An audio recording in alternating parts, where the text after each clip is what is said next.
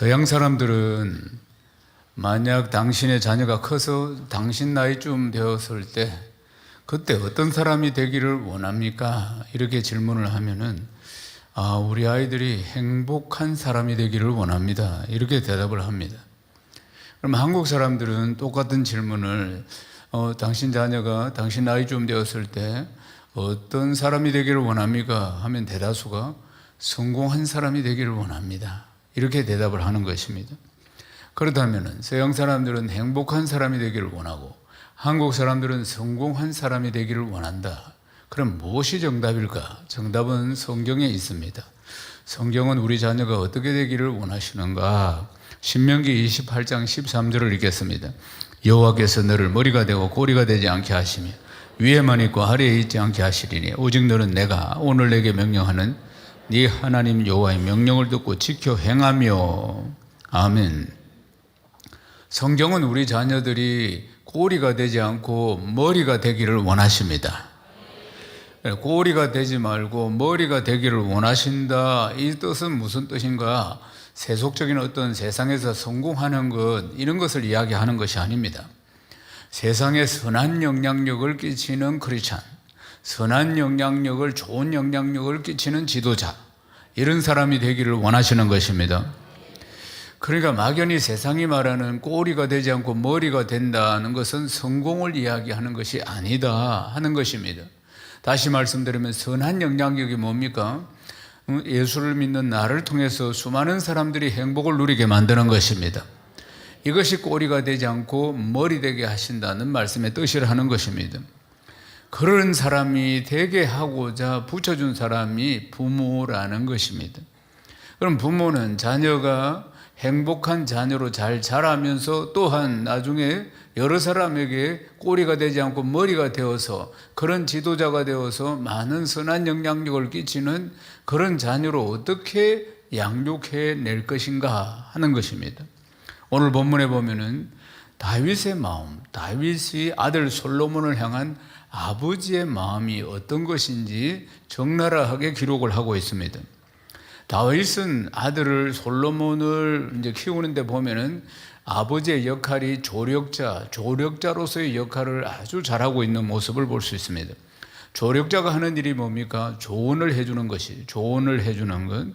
그러니까 이 조언을 하는 내용이 보면은 솔로몬이 성공하기를 바라는 것이 아니고 솔로몬이 행복한 삶을 살아갈 수 있도록 그렇게 조언을 하고 있다는 것입니다.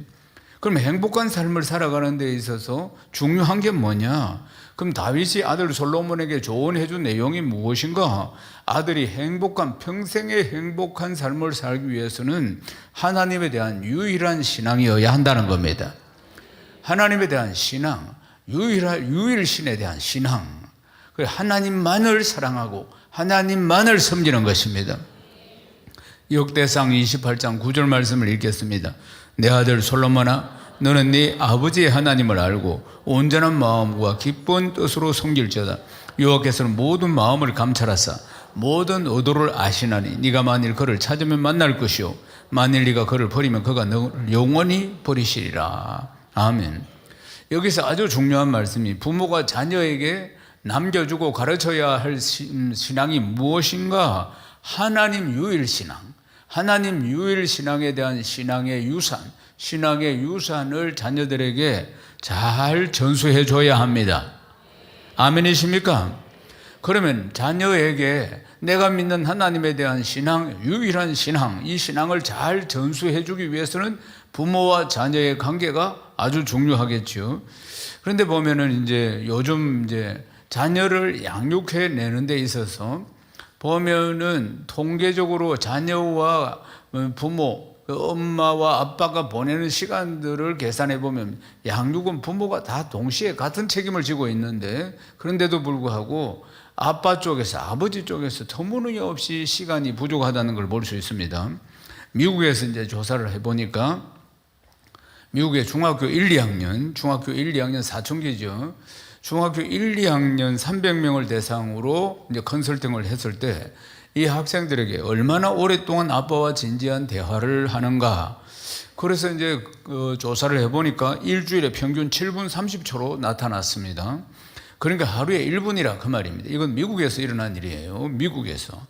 그러니까 지금 한참 성장통을 겪고 있는 사춘기 아이가, 그러니까 지금 가치관이 정립이 되지 않고 끄는 대로 가는, 이제 이 럭비공이 되어서 어디로 튈지도 모르는 폭풍전야와 같은 이 사춘기 아버지의 양육이 굉장히 중요한 역할을 하는데도 불구하고 미국이라는 사회 속에서 우리보다 좀 더 덜 바쁜 미국이라는 사회 속에서 하루에 1분이라고 이야기하는 것입니다.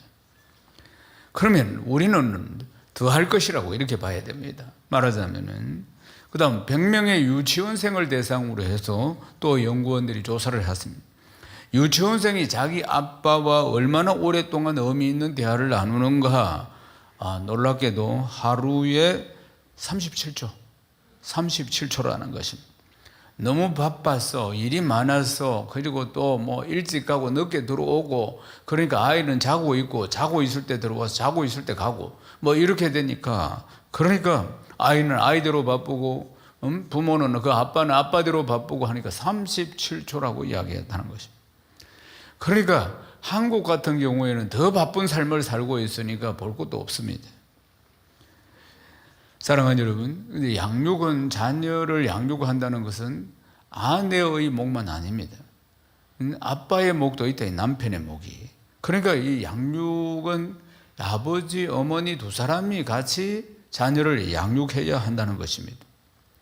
근데 부모가 자녀를 양육할 때, 이제 자녀가 태어나서 이제 성장을 하니까 그 성장하는 연령에 따라서 부모의 태도가 카멜레온처럼 바뀌어야 합니다. 초등학교 입학 전에는 부모가 소아과 의사처럼 의사 역할을 해야 하는 것입니다. 그래서 아이의 몸과 마음을 잘 체크를 해주고, 그 다음 초등학교를 입학하고 나면은 마치 여행 가이드의 역할처럼 그런 역할을 해줘야 된답니다.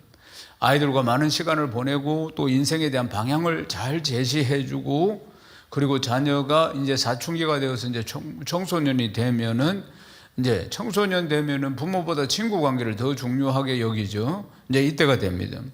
그래서 중고등학교 사춘기 시대에는 부모가 해야 할 일은 코치 역할을 해줘야 한다는 것입니다. 이래라 저래라 간섭을 하는 것이 아니고 인생의 원리, 어떻게 살아가야 하는지 원리를 잘 가르쳐주는 코치라는 것은 정답을 가르쳐주는 게 아닙니다. 자기가 정답을 찾아가도록 그렇게 이제 조언을 해주는 것입니다. 그리고 대학을 마친 이후에는 자녀에게는 멘토와 같은 친구 역할을 부모가 해야 한다는 사실입니다. 사랑하는 여러분, 그런데 우리가 자녀를 양육할 때 정말 중요한 게 있는데, 정서지능이 높은 아이로 키워야 하는 겁니다. 그러니까 IQ가 아니고 정서지능이라고 지금 말씀드렸습니다.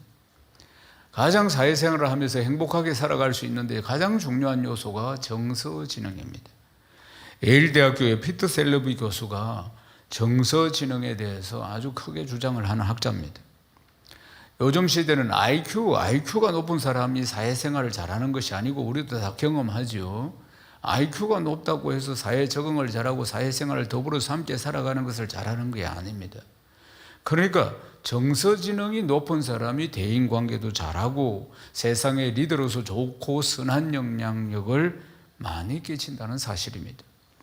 일반적으로 정서지능이 높을수록 친구를 쉽게 잘 사귀고 처음 보는 사람과도 대화를 잘하고, 그리고 또 협동심이 좋고 배려도 잘하고, 그리고 긍정적이고 인내도 잘한다는 것입니다.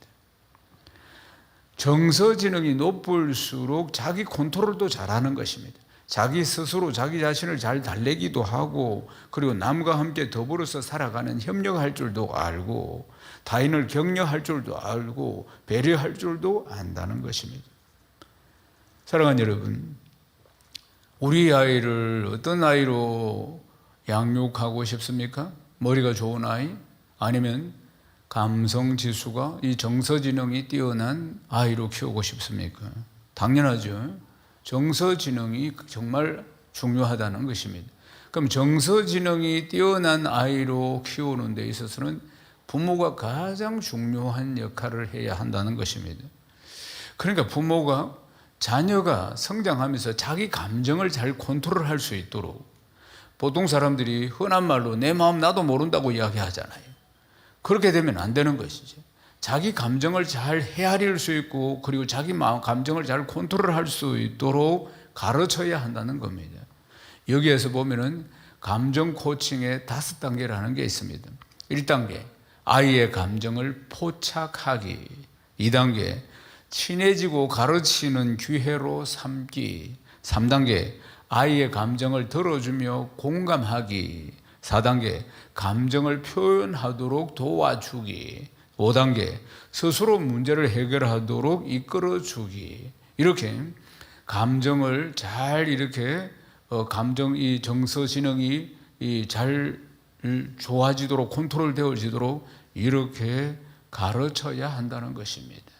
사랑하는 여러분, 아이들이 성장할 때 부모가 이제 책을 읽어주죠. 막 이 책 저 책 읽어달라고 할 때 책을 읽어줄 때 굉장히 중요합니다. 보통 보면은 부모들이 빨리 읽어주고 빨리 재우고 또 자기 시간을 가지려고 막 책을 막 후다닥 읽어주고 이렇게 하는 경우가 있습니다.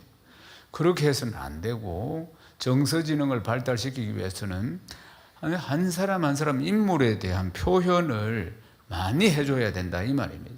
그러니까 공감을 많이 해줘야 된다는 것입니다. 예를 들면 토끼가 아프겠지, 왜 아플까, 이렇게. 그런데 이제 이렇게 인물에 대한 어떤 책을 읽어줄 때 인물에 대한 공감을 가장 잘 공감을 크게 표현해 줄 수 있는 곳이 성경입니다. 성경에 수많은 인물들이 나오죠. 그래서 어린이 성경이나 이런 걸 읽어줄 때 인물 한 사람 한 사람에 대해서 공감을 아이가 할 수 있도록 그렇게 이제 읽어줘야 한다는 사실입니다. 인물을 하나 나올 때마다 그렇게 그 마음을 느낄 수 있도록, 공감할 수 있도록 정서지능을 높이기 위해서 그런 표현들을 써가면서 책을 또한 읽어줘야 한다는 것입니다. 또 한 가지, 이제 형제가 있어요. 남매든지 형제든지 얘들이 자꾸 싸웁니다. 클 때 보면 많이 싸우죠. 티격태격하면서 참 많이 싸웁니다. 그러면 같은 형제끼리 그렇게 아이가 불평을 하면서 싸울 때, 이때 부모가 나중에 처음에는 뭐 그만해라 콱 그렇게 부모가 같이 화를 내면서 짜증을 내야 할 것인가, 아니면 이걸 그냥 모르는 척하고 저 옆에서 계속 티격태격하면서 싸우고 있는데 그걸 무시해야 하는가 하는 부분들입니다. 전문가들이 동일하게 말을 합니다. 이때를 위기로 생각하지 말고, 이때를 짜증내지 말고 이걸 기회로 삼아서 아이의 정서 기능을 높여줘야 한다는 것입니다. 정서 기능을 높여준다는 것이, 정서적인 지능을 높여준다는 것이 불평하는 아이의 마음을 헤아려 주는 것입니다. 말하자면 불평하는 아이, 불평하고 막 싸우는 이런 아이의 마음은, 그래서 네 마음이 참 아프겠구나, 네 마음이 어떻게 아프니, 이렇게 공감을 해준다는 이야기입니다. 부모가 자꾸 그런 부분에 대해서 아이의 눈높이에 맞춰가지고 그렇게 대화를 계속 이끌어 가야 한다는 사실입니다. 결국 그러면 이제 불평이나 이런 것이 해소가 되겠죠. 자기가 이야기를 하면서, 그래서 이제 엄마나 아빠가 내 마음을 잘 알아준다, 이렇게 공감을 해주면서 정서지능이 올라가게 되어 있는 것입니다. 그럴 때 아이가 부모가 따뜻하다, 내 부모가 이런 마음을 느끼면서, 따뜻함 정서지능입니다. 따뜻함을 느끼면서 자존감이 올라간다는 사실입니다. 사랑하는 여러분, 그러면은 우리가 이제 이 자녀들을 키우는데 감정, 이 정서지능을 높이는 일을 우리가 해야겠구나. 근데 우리가 이걸 어느 분한테 배워야 할까? 예수님입니다. 아멘이십니까? 예수님의 감정 코칭은 예수님의 생애 자체가 전체가 감정 코칭입니다. 예수님이 상처받고 힘들어하는 사람 찾아가서 똑바로 해라, 눈 떠라, 졸지 마라, 이렇게 안 했다 이 말입니다. 보면은 주님은 끝까지 다 들어주시고, 끝까지 가정에서 식사하면서 들어주시고, 계속 공감해 주시고, 그렇기 때문에 사교의 집에 가서도 어느 곳에 가든지 수가성 우물가에 앉아서도 공감을 해주시고 들어주시고, 그러니까 감정 코칭의 대가는 주님이셨습니다. 결코 책망하지 않고 공감해주고 들어주고 하셨다 그 말입니다. 긍휼히 여겨주시고, 말하자면은 긍휼히 여겨주시면서 상대방의 자존감을 세워줬다는 것입니다. 누구든지 말이에요. 사랑하는 여러분, 그러면 또 이런 질문을 던질 수가 있습니다. 자녀를 키우는데 그러면 엄하게 키워야 합니까? 아니면 부드럽게 키워야 합니까? 매를 들어야 됩니까? 아니면 부드럽게, 끝까지 부드럽게 대해야 합니까? 어떻게 생각하십니까? 보통 50대 이상의 부모들은 잘못하면 매를 때려야 된다, 이렇게 이야기를 하고, 40대 이하의 부모들은 매를 대지 말아야 된다, 이렇게 이야기를 합니다. 잠언 13장 24절을 읽어보겠습니다. 매를 아끼는 자는 그 자식을 미워함이라, 자식을 사랑하는 자는 건실히 징계하느니라. 아멘. 40대 이하의 부모 중에는 아이들에게 매를 대는 것을 아주 완강히 거부하는 사람들도 있습니다.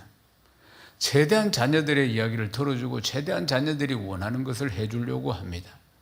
그 내면에는 자기가 매를 맞고 자랐기 때문에, 그래서 내 자녀만은 나는 매를 들지 않으리라, 이런 마음들이 있다는 것입니다.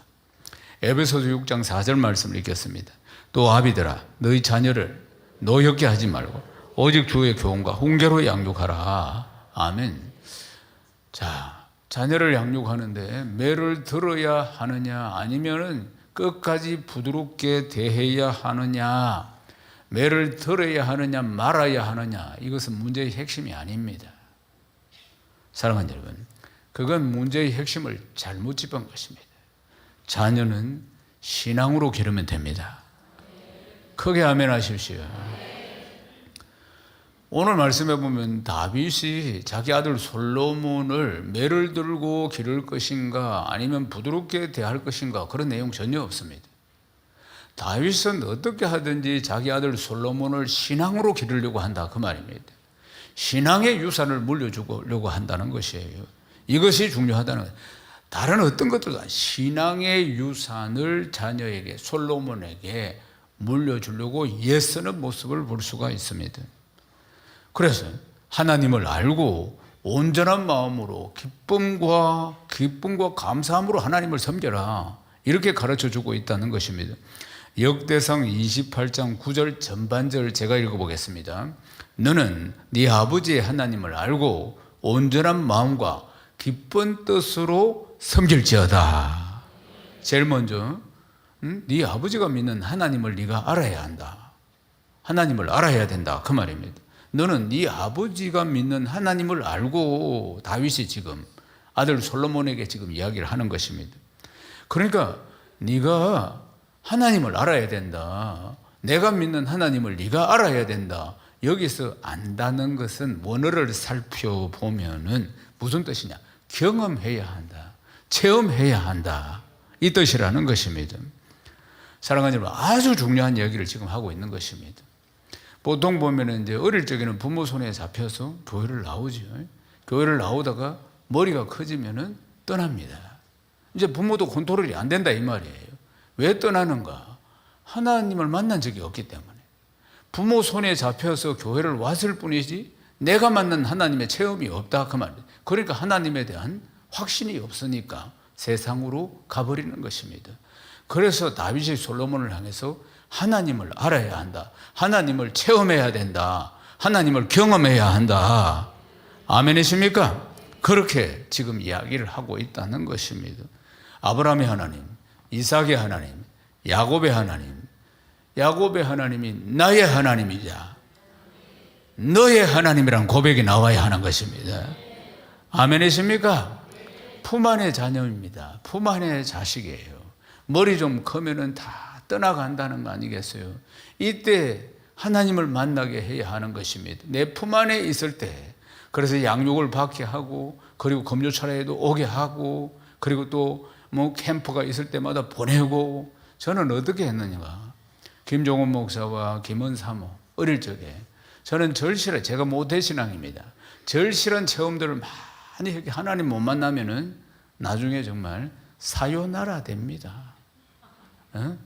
안녕히 계세요 하고 가본다 이 말입니다. 그런 동기들을, 형제들 교회 안에서 수없이 봤기 때문에 저는 그러니까 은혜가 있는 자리, 금요철화를 다 자는데도 업어서 데리고 오고, 금요철화 항상 그래서 맨 앞자리에 앉혀놓고 뒤에서 기도하고 하나님을 알게 해달라고 그렇게 기도를 하고, 언제나 하여튼 은혜 받는 자리에 또 어떤 일 마치고 나면 물어보기도 하고, 얼마나 많은 기도와 정말 하나님을 알게 하고자 몸부림을 쳤는지 모릅니다.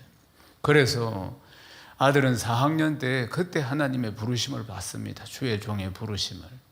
그리고 나서 뒤도 돌아보지 않고 한결같이 달려갔습니다. 제가 대학을 갈 때, 그러니까 신대원 가면 3년 동안 신학을 공부하니까 학부에서는 일반과를 가서 여러 가지 다양한 경험을 목사도 해보는 게 좋다고 했을 때, 이 친구는, 제 아들은 일편단심으로, 저는 만약에 일반 대학을 가면 흔들릴 수도 있으니까 일편단심으로 자기는 주의 종이 되겠다고, 그래서 이 신학과를 갔습니다. 학부에서도. 그렇게 그 부르심이 그때 확실하게 있었기 때문입니다. 사랑하는 여러분, 부모를 통해서 신앙을 배운다는 것 아니겠습니까? 그래서 부모가 하나님을 정말 경외하고 그렇게 하나님을 섬기는 사람이면 자연스럽게 그걸 보고 배우게 되는 것입니다. 어떤 집사님이 이런 고백을 했어요. 어릴 적에 부모 손에 잡혀가지고 늘 교회를 오는 겁니다. 교회를 오면은 목사님의 설교는 참 어렵죠. 어린아이가 듣기에는 얼마나 어려워요. 그러니까 오라사대 가라사대 하고 이러니까 얼마나 어려운지 말이에요. 그러니까 슬그머니 나가서 밖에서 놉니다. 아이들은 지겹고 힘드니까 또 이 긴 시간을 앉아 있을 수가 없어요. 그래서 실컷 놀다가 나중에 이제 지치면 들어와서 예배를 드리는 게 아니고 엄마 팔베개를 엄마 무릎 위에 잠을 잡니다. 그러면서 성장하거든요. 그렇게 성장하지만은 느끼는 게 뭐냐? 우리 부모는 예배를 최고로 생각한다. 우리 부모는 늘 기도한다. 이걸 이제 느끼면서 성장을 한다는 것입니다. 그래서 신앙생활에 정말 중요한 게 예배요, 기도구나. 그걸 이제 어릴 적에 이제 보고 이제 느끼고 경험하게 되는 것입니다. 그래서 훗날 어른이 되어서도 우리 부모들이 그렇게 예수를 믿던 모습들을 늘 자기가 기억하고 재현한다, 그 말입니다. 예배와 기도 생활이 우리 부모님들의 신앙생활의 전부였다 하는 걸 경험하게 되고, 그것이 신앙의 기초와 뿌리가 되어서 똑같이 그렇게 예배를 중요하게 여기고 그리고 기도가 중요한 것을 알고 신앙생활을 한다는 것입니다. 사랑하는 여러분, 하나님을 만나게 해야 합니다. 내 자녀를. 그래서 우리 교회는 양육이 잘 되어 있습니다. 유년부 때 양육을 받죠. 또 초등부 때 양육을 받죠. 청소년 때 양육을 받죠. 그 양육 코스 안에 여러 차례 하나님을 경험할 수 있도록 그렇게 이제 다 이렇게 프로세스가 되어 있습니다. 그 다음, 하나님을 온전한 마음과 기쁜 뜻으로 섬겨야 한다는 것입니다. 하나님을 만났다, 하나님을 체험했다. 그 다음, 온전한 마음과 기쁜 뜻으로 섬긴다. 섬긴다는 게 뭡니까? 그리스도의 몸된 교회를 섬기는 것을 말합니다. 교회는 사랑하는 여러분, 건물이 아니고 예수 믿는 사람들의 모임, 에클레시아, 우리가 바로 교회인 것입니다. 그러니까 그리스도의 몸된 교회에 와서, 교회는 여러 손길이 필요합니다. 이렇게 보이는 찬양대도 있고 찬양팀도 있고 안내위원도 있고 식당에서도 있고 여러 가지로 교회는 섬기는 자원봉사를 통해서 교회가 이렇게 이제 섬김 속에서 이어져 가는 것입니다. 섬김의 손길이 많이 필요합니다. 우리에게는 다 하나님께서 은사를 주셨는데 그 은사를 따라서 한 가지 이상 섬기며 신앙생활 하면은 더 깊이 신앙이 성장하게 됩니다. 함께 더불어서 또 교제하게 되고 얼마나 의미 있는 신앙생활을 하게 되는지 모릅니다. 그래서 온전한 마음과 기쁜 뜻으로 섬겨야 한다. 하나님을 만나고 섬기는 것이다, 신앙생활은. 역대상 28장 9절 말씀 후반절에 있는 말씀 제가 읽어보드리겠습니다. 여호와께서 모든 마음을 감찰하사 모든 의도를 아시나니. 사랑하는 여러분, 하나님은 항상 우리의 중심을 보고 계십니다. 우리의 마음을 감찰하고 모든 의도를 다 아신다고 하지 않습니까? 그러니까 내 자녀를 양육할 때 기억해야 할 것은 내 자녀는 하나님이 나에게 주신 최고의 선물이라는 것을 기억해야 합니다. 아멘이십니까?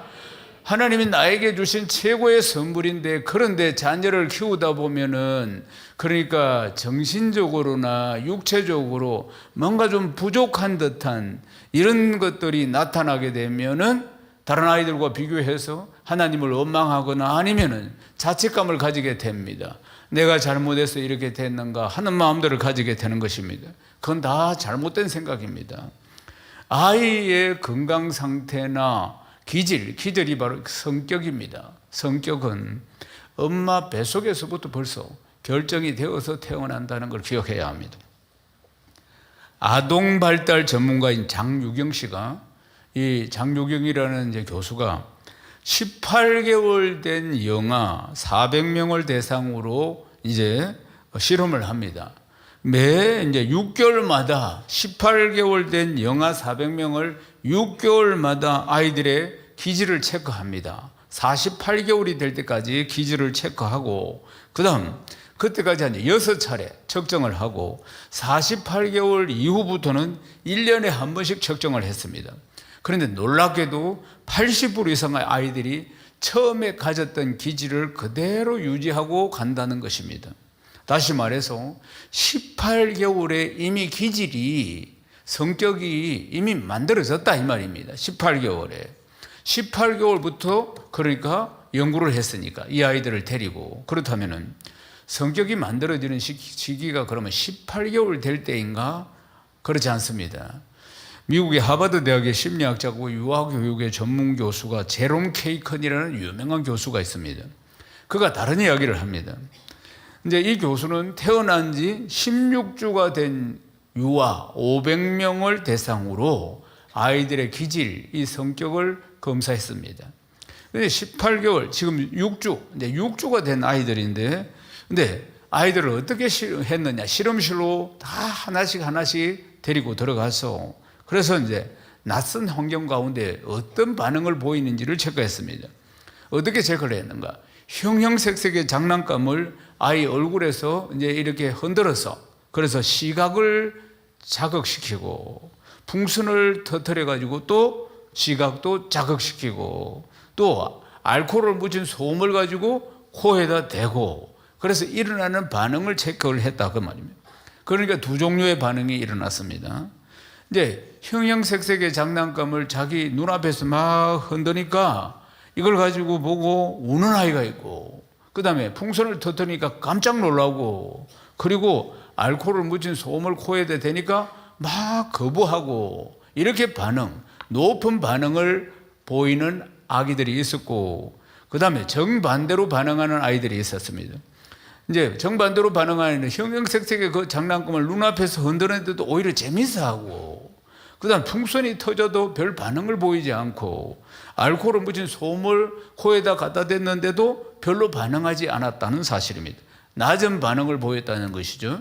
앞에는 높은 반응을 보였고, 그러니까 이 교수가 이 실험을 통해서 이 자녀들의 기질적인 성격과 미래를 다 추측할 수 있다는 것입니다.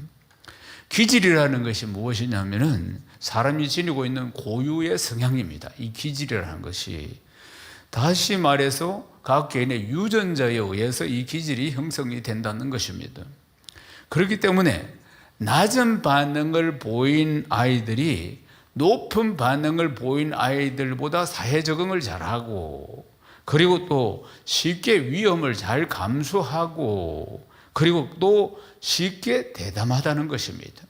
어떤 문제를 만났을 때 기질입니다. 이게 성격이고. 그렇다면은 실험을 어떤 아이를 대상으로 했습니까? 16주죠. 16주. 사랑하는 여러분, 그러면 16주 되었을 때 이 기질 성격이 형성되는가?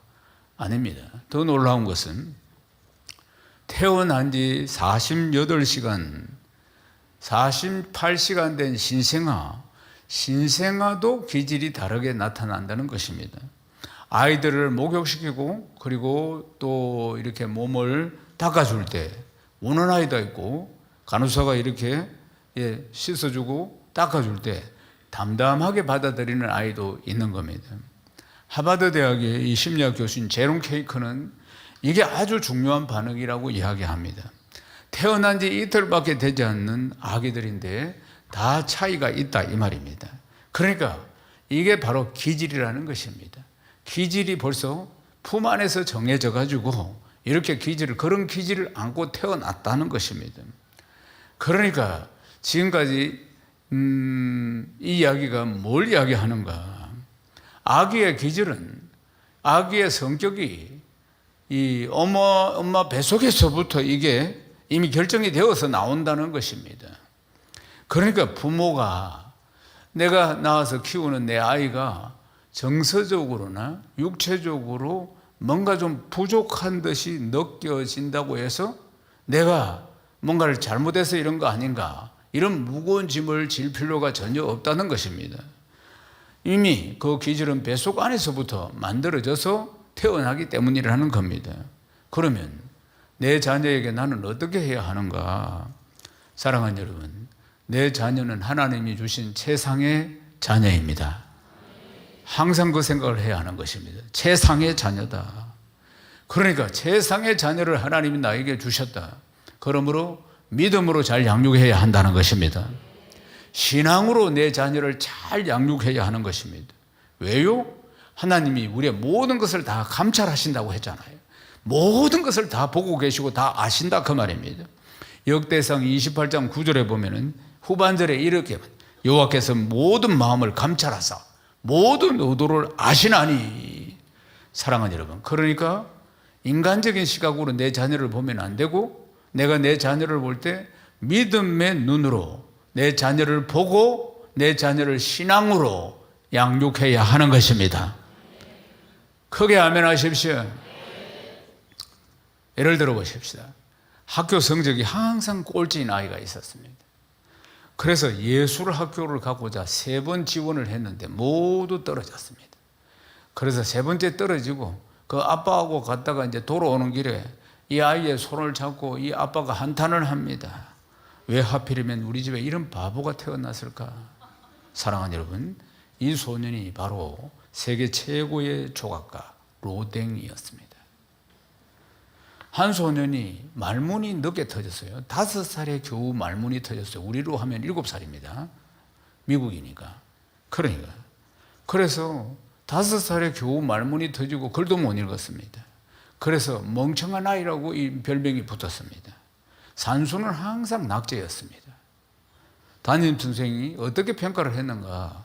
늘 환상에 사로잡혀 있는 전응아, 이렇게 평가를 했습니다. 그리고 퇴학을 당했어요. 이 사람이 누구인지 아십니까? 세계적인 석학 아인슈타인 박사입니다. 한 소년은 항상 질문을 엉뚱하게 하는데 선생님에게 하나 더하기 하나가 왜 둘입니까? 늘 이런 식으로 물어가지고 선생님이 미움을 샀습니다. 어떤 날은 또 새끼를 낳겠다고 지가 오리알을 품고 저 구석에서 뒹굴기도 했습니다. 담임 선생님은 문제아로 찍었습니다. 그리고 13살 때 퇴학을 시켰습니다. 사랑하는 여러분, 이 소년이 바로 발명왕 토마스 에디슨입니다. 내 자녀가 다른 아이와 비교를 해가지고 좀 부족하니까 속이 상하십니까? 내가 잘못된 겁니다. 예수님의 눈으로 내 자녀를 볼 수 있도록 해달라고 하나님께 간구해야 합니다. 믿음으로 내 자녀를 볼 수 있도록 하나님께 기도해야 합니다. 믿음으로 내 자녀를 양육할 수 있도록 기도해야 하는 것입니다. 사랑하는 여러분, 모든 우리 풍성한 가족들의 자녀가 오늘 말씀 그대로 꼴이 되지 않고 머리 되기를 주님의 이름으로 축원합니다. 성경은 이렇게 또 말씀합니다. 고린도전서 1장 27절에서 29절을 함께 읽겠습니다. 그러나 하나님께서 세상에 미련한 것들을 택하사 지혜 있는 자들을 부끄럽게 하려 하시고 세상에 약한 것들을 택하사 강한 것들을 부끄럽게 하려 하시며 하나님께서 세상에 천한 것들과 멸시받는 것들과 없는 것들을 택하사 있는 것들을 폐하려 하시나니 이는 아무 육체도 하나님 앞에서 자랑하지 못하게 하려 하심이라. 아멘. 사랑하는 여러분, 하나님은 어떻게 만나는지도 가르쳐 줘야 합니다. 하나님은 찾고 찾는 자를 만나 주십니다. 아멘이십니까? 반대로 하나님을 버리면 하나님도 그를 버린다고 말씀하고 있습니다. 역대상 28장 9절 후반절에 이렇습니다. 네가 만일 그를 찾으면 만날 것이요 만일 네가 그를 버리면 그가 너를 영원히 버리시리라. 하나님 어떻게 만납니까? 간절히 찾아야 합니다. 아멘이십니까? 하나님 그냥 만나 하나님 영이시고 하나님은 창조주시라 그 말입니다. 우리 부족한 인생 훅 불면 꺼지는 인생인데 조물주 창조주를 우리 피조물인 우리가 어떻게 만나느냐? 찾고 찾아서 만나는 것입니다. 안 만나 주시겠다고 하신 게 아니에요. 그를 찾으면 만날 것이라. 그를 찾으면 사랑하는 여러분 반대로 그를 멀리하면 하나님도 역시 떠나신다고 말씀하고 있는 것입니다. 다윗이 솔로몬에게 지금 이 이야기를 들려주고 있는 겁니다. 다윗이 솔로몬에게 네가 만일 그를 찾으면 하나님을 찾으면은 네가 만날 것이고 네가 그를 버리면 네도 영원히 버림을 당한다. 이렇게 이야기합니다. 사랑하는 여러분 아주 깊은 의미가 있다는 걸 기억해야 합니다. 다윗은 소년 시절에 물맷돌 하나로 골리앗을 물리친 사람입니다. 그 거인을 그래서 막 다윗은 만만이요 사울은 천천히다 이런 노래가 나올 정도였죠. 그런데 나중에 왕이 되어서는 바세바를 범합니다. 그러니까 천국 지옥을 왔다 갔다 하는 겁니다. 말하자면 업다운이 아주. 그러니까 다윗이 솔로몬에게 자기도 큰 실수를 범한 죄인이었기 때문에 당부하고 있다는 것입니다. 그러니까 하나님을 떠나면 안 된다. 언제나 하나님을 떠나지 말아야 한다. 그렇게 신신당부, 자기도 잘못하고 실수할 때가 있었기 때문에 자기 아들은 그런 죄를 범하지 않도록 당부하고 있는 모습을 볼 수 있습니다. 사랑하는 여러분, 우리의 신앙생활에서 하나님을 찾는 믿음이 얼마나 중요한지 모릅니다. 그러면 하나님을 찾는 믿음에서 오늘 말씀해 보면 첫째, 하나님을 알고 하나님을 안다는 것은 경험하는 것이죠. 머리로만 아는 것이 아니고 관념으로 아는 것이 아니고 체험한다 그 말입니다. 사랑하는 여러분, 우리도 세상에 여러 시련과 세파들이 많이 있어서 때로는 신앙을 다 잃어버리고 저 세상 끝자락에 가 있을 때도 왜 세상 나락으로 확 떨어지지 않고 그래도 돌아온 것은 어느 날 하나님을 만난 경험이 있기 때문입니다. 그날 하나님을 만난 은혜가 있었기 때문에 그 신랄 같은 그 은혜가 마지막에 발목을 잡아서 완전히 세상에 가지 못하도록 발목을 잡아서 남녀 호랑깨교 못 가도록 딱 잡아서 천리교 못 가도록 딱 잡아서 배교 안 하도록 딱 잡아서 돌아오게 한 것입니다. 하나님을 알고 하나님을 체험했다 이 말입니다. 누가 뭐라고 해도 그날 내가 하나님을 만났다 이 말이에요. 하나님을 알고 그리고 하나님을 섬겼다면 이제 하나님을 간절히 찾아야 한다는 것입니다. 잠언 8장 17절 말씀을 읽겠습니다. 나를 사랑하는 자들이 나의 사랑을 입으며 나를 간절히 찾는 자가 나를 만날 것이니라. 목마른 사슴이 시냇물을 찾듯이 그렇게 하나님을 찾아야 합니다. 솔로몬아, 하나님을 찾아야 한다. 하나님을 만나야 한다. 아버지가 아들에게 이렇게 가르쳤어요. 그래서 솔로몬이 어려움이 찾아오니까 하나님을 찾아라고 했다, 간절히 찾아라고 했다 해서 한 게 1000번째인 겁니다. 그냥 찾는 게 아니고 간절히 찾아라. 아버지의 가르침을 따라서 간절히 찾은 것이 한 번 드리는 것도 아니고 2번 드리는 것도 아니고 1000번째를 드리는 간절히 하나님을 찾았다는 것 아니겠습니까? 사랑하는 여러분, 간절히 1000번째에 다른 의미가 없습니다. 아버지가 가르쳐준 대로 하나님을 찾되 간절히 찾았다는 것입니다. 1000번째를. 그래서 하나님을 만난 게 아니겠습니까? 하나님이 감동을 받았어요. 솔로몬아, 네가 원하는 게 뭐냐? 다 해주겠다고 이야기했을 때 하나님, 왕으로서 통치를 잘 할 수 있도록 지혜를 주십시오. 제가 지혜가 부족합니다. 사랑하는 여러분, 역대상 28장 10절 말씀 함께 읽겠습니다. 그런 적 이제는 너는 상갈자다. 여호와께서 너를 택하여 성전의 건물을 건축하게 하시니 힘써 행할지니라 하니라. 아멘. 힘써 행하라. 다윗 왕이 소원이 성전을 짓는 것이었습니다. 그때까지만 해도 이동식 천막에 지성소가 있었습니다. 그래서 아름다운 성전을 지어서 하나님께 이제 드리려고 했는데 하나님께서 솔로몬을 통해서 짓도록 만드셨습니다. 그래서 힘써 행해야 된다. 힘써 행해라. 그렇게 말씀하셨습니다. 사랑하는 여러분, 내 욕심을 내려놓고 하나님의 일을 힘써 하면 하나님은 내 일을 책임져 주십니다. 그런 적 누구든지 그리스도에 있으면 새로운 피조물이라 이전 것은 지나갔으니 보라 새 것이 되었도다. 아멘이십니까? 늘 그 은혜를 가지고 힘써 주의 일을 해야 할 줄로 믿습니다. 그의 나라와 그 의를 구하면 이 모든 것을 더하여 주시리라. 이 말씀을 항상 붙들어야 하는 것입니다. 그 신앙을 자녀들에게 물려주어야 한다는 것입니다. 사랑하는 여러분, 내 욕심을 내려놓고 하나님의 일을 내가 열심히 하면, 내가 맡은 사역들을 열심히 하면은 하나님은 내 일을 책임져 주시는 것입니다. 유대인의 속담에 이런 말이 있습니다. 어리석은 사람은 자녀들에게 재산을 남기고 양식이 있는 사람은 자녀들에게 지식을 남기고 지혜로운 부모는 자녀들에게 신앙을 남긴다. 평생을 기억하십시오. 사랑하는 여러분, 5월달 어린이 주일이 딱 되면은 우린 지금까지 다솔 300 운동을 합니다. 다솔, 다윗과 솔로몬의 이름을 첫자를 타서, 그래서 마리아가 옥합을 깨뜨려서 드린 300데나리온의 의미를 가지고 하나님 앞에 부모가 자녀를 위해서 믿음을 심는 것입니다. 이것이 우리 교회의 아름다운 전통인 것입니다. 교회 건축과 헌당을 위해서, 자녀를 위해서 심는 것입니다. 사랑하는 여러분, 이렇게 자녀를 위해서 심을 때 자녀도 그 신앙을 본받게 되는 것이고 힘써 주의 일을 하는 것을 보고 배우게 되는 것입니다.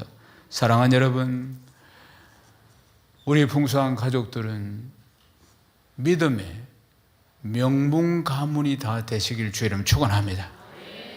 믿음의 명문 가문, 예수 믿고 하나님을 섬기는 자는 최고의 가문. 아멘이십니까? 그것이 최고의 축복입니다. 믿음의 명문 가문, 우리 풍성한 가족들 모두 다 믿음의 명문 가문, 또 천대까지 복을 받는 가문 되시기를 주님의 이름으로 축원합니다.